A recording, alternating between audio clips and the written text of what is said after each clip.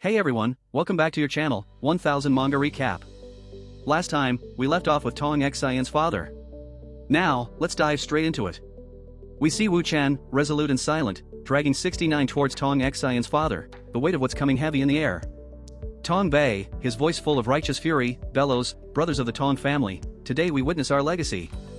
We are still the Tong family, a family that seeks justice for every wrong and repays every grudge." His tone softens but remains firm as he turns to Wu Chen, "Young brother, thank you. Once this is done, I will personally express my gratitude." His voice rises again, commanding, "Bring the knife. Follow me to father's room." He calls out, "Bei Quan." A man steps forward, his grip tightening around the hilt of a gleaming sword. Tong Bei, without hesitation, grabs 69's hair, dragging her forward like a hunter closing in on his prey. Tong Xian, her voice trembling with conflicted emotions, cries out, "Dad, do we really have to take her to Grandpa's room? Do we really have to slash her 1,000 times in front of his picture? Does this blood-for-blood ritual truly need to happen?" Tong Bei, seething with anger, snaps back, "You won't avenge the blood of the Tong family?" Tong Xian, her voice shaking but determined, pleads, "I want revenge. More than anything. I've wanted to avenge my brother since the moment he died. It's all I think about, every single moment. But Dad, your way, it's wrong. After talking to the propagandists, I've realized how weak we are now. We used every ounce of power and couldn't even find a trace of them. If not for Mr. Wu, we'd still be chasing shadows." Tears stream down her face as she chokes out, "Killing 69 is easy, Dad. But doing so will bring the propagandists' wrath on us. It'll be our end." Tong Bei's face hardens, his pride wounded. "When we couldn't catch the killer, they laughed at us. The incompetent Tong family, they called us. Now that we've caught her, if we don't avenge our blood, they'll mock us as cowards. Look at these uncles, Xian.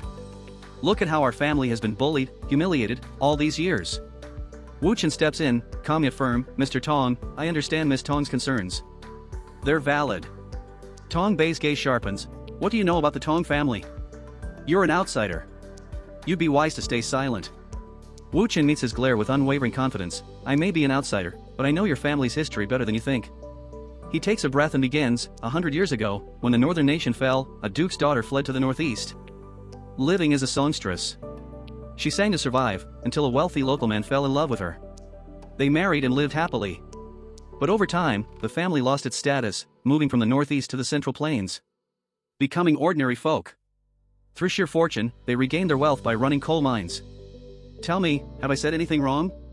Tong Bei, surprised, whispers, "Not a single mistake." Tong Xian, wide-eyed, thinks, "How does Mr. Wu know so much about my family's past?" Wu Chen continues, "In the 90s, your family tried expanding into the film industry. Even started building nationwide restaurant chains, diversifying the business. But this led you straight into conflict with the Ma family of Yuezhou.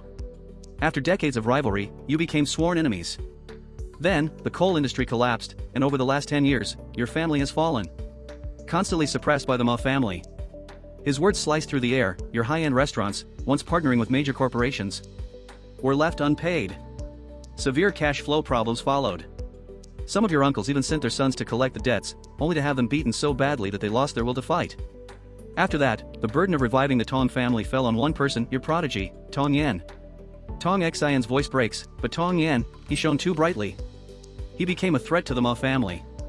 Tong Bei, his voice now strained with fear, whispers, "Stop talking." Wu Chen, relentless, pushes forward. "When Tong Yan was murdered, the Tong family's hopes died with him. Your father, he was so enraged that he died spitting blood." Tong Bei, his voice cracking, shouts, "I said stop." Wu Chen, unfazed, says softly, "Killing 69 might ease the pain for a moment. But like Miss Tong said, the danger it'll bring to your family, it'll be your end." Tong Xian, her face flushed with emotion, stays silent, her heart torn. Wu Chen steps forward, his voice gentle but firm, "Mr. Tong, if anything happens to Miss Tong, your family's future will be lost. Completely." Tong Bei, his voice wavering between anger and heartbreak, says, "Even if what you say is true, how could I not avenge Yenner? His soul will never rest." Wu Chen pauses, then offers, "I have a solution. Give 69 to the authorities in City C. Let them take the credit. Use this as an opportunity to build relationships, to make your enemies hesitate before provoking the Tong family again." Tong Bei falls silent, considering. Using 69 this way, it could open many doors. Finally, he speaks, his voice calmer, "Let's do that. Xian, you've made quite an ally. Wu Chen smiles, "Don't worry, Mr. Tong. As long as Miss Tong allows it, I'll stand by her side." Tong Bei, with gratitude, says, "Oh, young brother, I almost forgot to thank you." Meanwhile, elsewhere, we see Ding Ruilong. His grandpa, furious, bellows, "Ruilong, I'm disappointed in you. You needed help from that son-in-law of the Li family? You shamed us." Ruilong, trembling, stammers, "Grandpa, it was Wu Chen, he begged me." His grandpa cuts him off, "I don't care for your excuses. Even if the Li girl becomes part of this family, she has no right to interfere in Ding matters. And she hasn't even married in yet. Humph, Wu Chen, so arrogant. If he thinks he can cross me, he's in for a rude awakening." That night, we see a room filled with bunny girls. Tong Bei, smiling, says, "Young brother, since you refuse any gifts, I can't let you leave without a proper send-off. I just want you to leave happy." Wu Chen, smirking, says, "But happiness doesn't mean sending a young master, right? After all, I'm Li Ruobing's boyfriend, and my preferences are normal." Tong Bei chuckles, "Didn't you hear me? You can leave now." As he walks away, he shouts, "Don't just stand there, take good care of our guest." The bunny girls swarm around Wu Chen, giggling, "What would you like to play, distinguished guest?" One, with a playful grin, says while touching her balls, "Have you tried Ice and Fire, 9 levels? Little brother, how about starting with that?"